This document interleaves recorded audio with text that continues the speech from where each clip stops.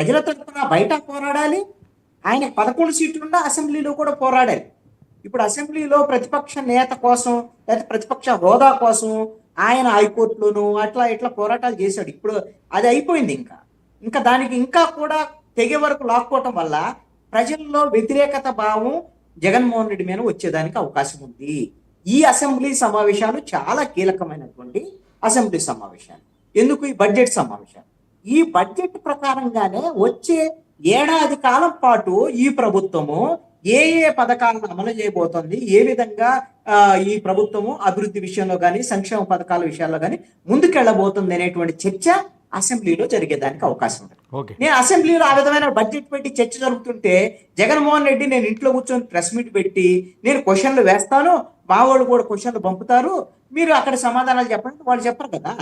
వాళ్ళు ఏం చెప్తున్నారు, అన్ని జగన్మోహన్ రెడ్డి మీద వేసేసి అసలు విషయాలు చర్చకి రాకుండా ఇవన్నీ ఈ కర్మలకన్నీ కారణం జగన్మోహన్ రెడ్డి 5 ఏళ్ల పాలనే అని వాళ్ళు మొత్తం గంపగొత్తగా చెత్తంతా తీసుకొచ్చి జగన్మోహన్ రెడ్డి మీద వైఎస్ఆర్ కాంగ్రెస్ పార్టీ మీద వేస్తున్నారు. కాబట్టి కూటమి ఈ విధంగా కొంత సేవ్ అవుతుంది. ఈ ప్రజలకు సంబంధించినటువంటి విషయాల మీద చర్చ జరగకుండా చేసుకుంటుంది మాత్రం వైఎస్ఆర్ కాంగ్రెస్ పార్టీ అని నాకు అభిప్రాయం. మరి అక్షల విషయంలో మాట్లాడరని నేను అన్నాను. ఇంకొక అంశం కృష్ణాంజలి గారు, ఏంటి పవన్ కళ్యాణ్ గారు సనాతన యాత్ర మీద ఎక్కువగా ఫోకస్ పెడుతున్నట్టున్నది. బాబు గారు ఏమోని కుంభ్ ఆఫ్ టెంపుల్స్ అని ఆయన అంటున్నారు, మరొక వైపు లోకేష్ గారు ఏంటి పూర్తిగా ఇదంతా ఒక ఆధ్యాత్మికం వైపు వెళ్తుందా ఆంధ్రప్రదేశ్ పాలిటిక్స్ ప్రధాన పార్టీ ముఖ్య పాత్రధారులందరూని? ఇక్కడ ఒక అంశం గమనించాలండి.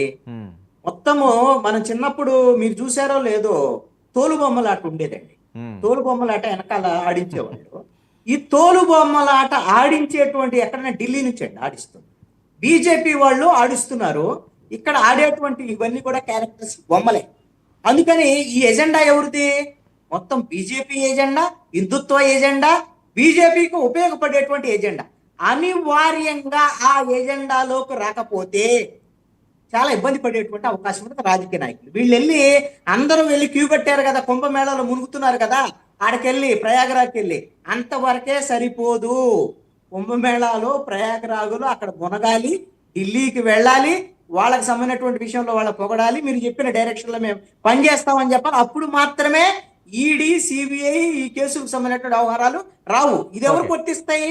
చంద్రబాబు నాయుడికి, నారా లోకేష్ కి మాత్రం వర్తిస్తాయి.